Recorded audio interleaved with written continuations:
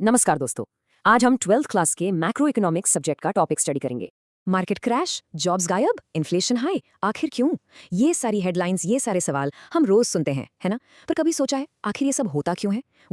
इन्हीं बड़े पूरे देश से जुड़े सवालों का जवाब देता है मैक्रो इकोनॉमिक्स।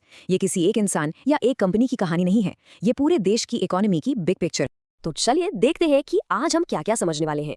सबसे पहले मैक्रो इकोनॉमिक्स है क्या, वो बिग पिक्चर वाली बात। फिर हमें अचानक से इसकी जरूरत क्यों पड़ी, इसके लिए ग्रेट डिप्रेशन से एक सबक लेंगे। इसके बाद हम देखेंगे कि किसी देश की कमाई यानी नेशनल इनकम गिनते कैसे हैं। फिर सबसे मजेदार हिस्सा, बैंक पैसा बनाते कैसे हैं। हाँ, आपने सही सुना, बनाते हैं। और आखिर में हम आरबीआई के बारे में बात करेंगे, जो पूरी इकोनॉमी का कंट्रोलर है।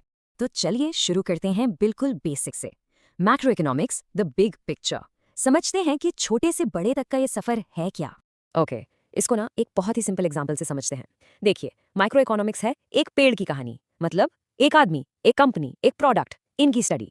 लेकिन मैक्रो इकोनॉमिक्स वो है पूरे जंगल की कहानी। पूरे देश में बेरोजगारी कितनी है, महंगाई कहाँ जा रही है, नेशनल इनकम क्या है। समझ गए? माइक्रो एक हिस्से को देखता है, जबकि मैक्रो पूरे सिस्टम को, होल फॉरेस्ट। लेकिन सवाल यह है कि हमें पूरे जंगल को देखने की जरूरत ही क्यों पड़ी।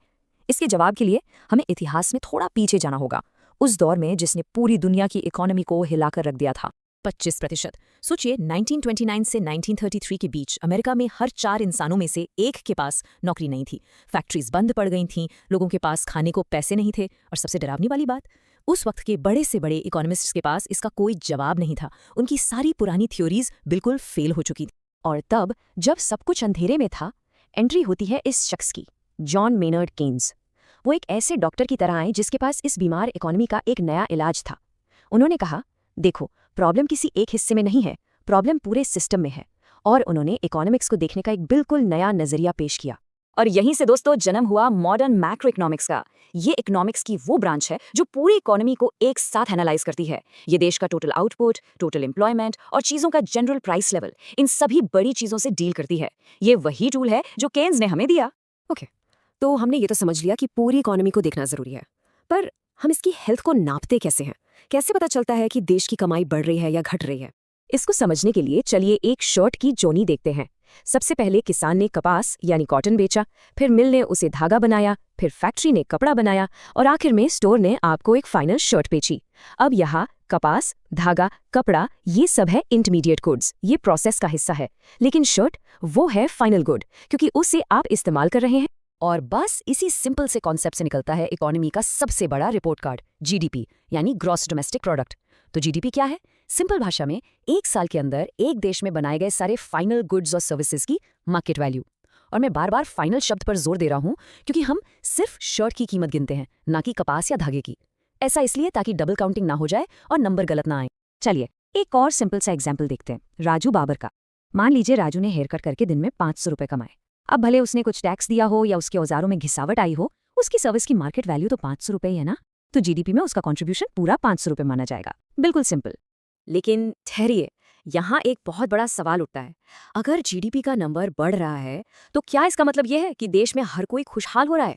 जरूरी नहीं। सोच के देखिए, एक केक है जिसका साइज तो बढ़ रहा है, लेकिन उसके सारे बड़े टुकड़े सिर्फ कुछ लोगों को मिल रहे हैं। तो जीडीपी हमें सिर्फ केक का साइज बताता है, ये नहीं बताता कि वो बराबर बंट भी रहा है या नहीं।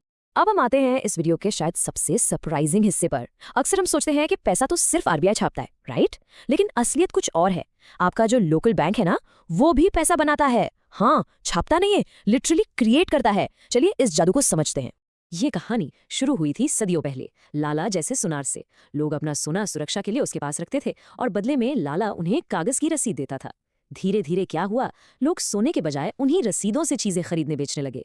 वो रसीदें ही पैसा बन गईं और यहाँ से बैंकिंग का बेसिक आइडिया शुरू हुआ।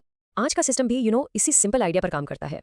देखिए, आपने बैंक में 100 रुपए जमा किए, ठीक है? अब बैंक को आरबीआई के नियम के हिसाब से इसका कुछ हिस्सा, मान लीजिए 20 रुपए, अपने पास रिजर्व में रखना पड़ता है। इसे कहते हैं सीआरआर। अब बैंक के पास बचे 80 रुपए।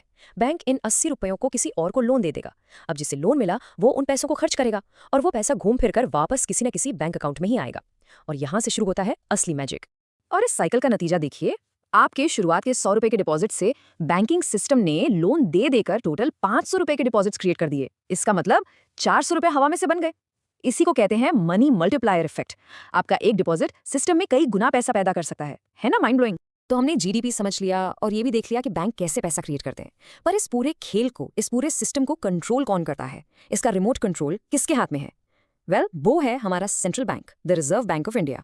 तो आरबीआई इस सिस्टम को कंट्रोल कैसे करता है? उसके पास कुछ पावरफुल हथियार हैं, जैसे कि सीआरआर। अगर आरबीआई इसको बढ़ा दे तो बैंक्स के पास लोन देने के लिए पैसा कम हो जाएगा।